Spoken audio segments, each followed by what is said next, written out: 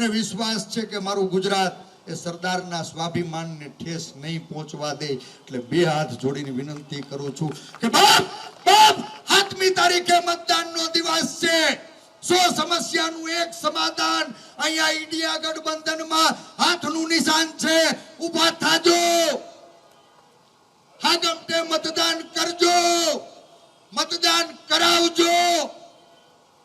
અસલી હોય ને ઈ ઠોકી નાખજો અને નકલી હોય ને ઈ બધાય કમલમે જાજો. બે હાથ જોડીને વિનંતી કરું છું કે બાપ, જે અસલી હોય ને એ આ વખત ઠોકી નાખજો અને નકલી હોય એ બધાય ઊભા થઈને કમલમે જાજો. ભારત માતા કી જય.